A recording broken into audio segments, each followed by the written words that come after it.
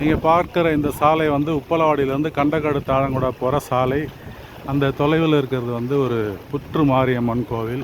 இந்த சாலை முழுக்க தண்ணீர் ஆக்கிரமித்து கொண்டு பக்கத்தில் இருக்கிற விளைநிலங்கள் பூரா தண்ணி ஓடுது பாருங்க.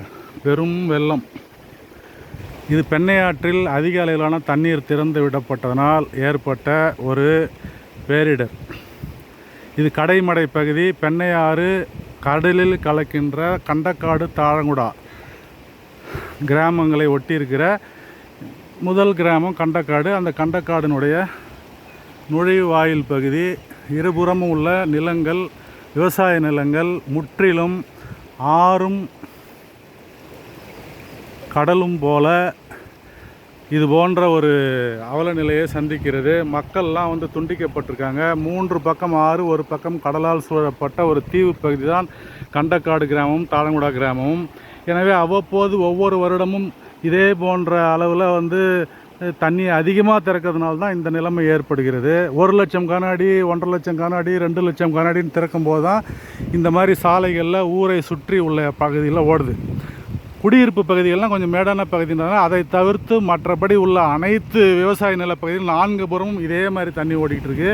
இதற்கு அரசாங்கங்கள் வந்து முன்கூட்டியே சாத்தனூர் அணையில் தண்ணி கொள்ளளவு எவ்வளோ இருக்குது, திரும்ப எவ்வளோ வரும் என்று ஒரு யூகத்தின் அடிப்படையில் ஒரு கணக்கிட்டு முன்கூட்டியே 25,000 50,000 என்ற அளவில் ஒவ்வொரு நாளைக்கும் கொஞ்சம் கொஞ்சமாக திறந்து விட்டுட்டு வந்தாங்கன்னா இந்த மாதிரி இருக்காது. அங்கே தொலைவில் பாருங்கள், அந்த தொலைவில் தெரிகிற அந்த மரங்களுக்கு அடுத்தாப்பில் இருக்கிறது தான் அந்த ஆற்று பகுதி. அதில் எவ்வளோ தண்ணி கரை புரண்டு ஓடுது பாருங்கள்.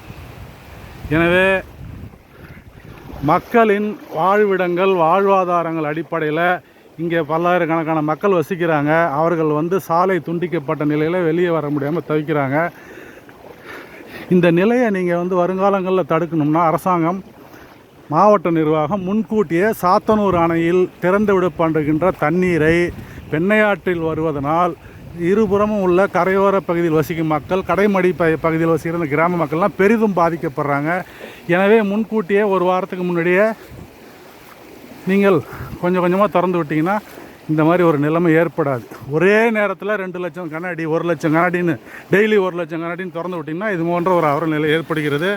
இதை வருங்காலங்களில் தவிர்க்க வேண்டுமாறு அரசாங்கம் கவனத்தில் தீவிரமாக ஆய்வை மேற்கொண்டு இந்த பகுதிகளை பாதுகாக்கப்பட்ட ஒரு பகுதியாக நீங்கள் பேரபாயம் மிகுந்த ஒரு பகுதியாக அறிவித்து நீங்கள் வந்து பண்ணணும்னு கேட்டுக்கிறேன். SNK ஒருங்கிணைப்பாளர், கடலூர் மாநகர பொதுநல இயக்கங்கள் கூட்டமைப்பு. நன்றி.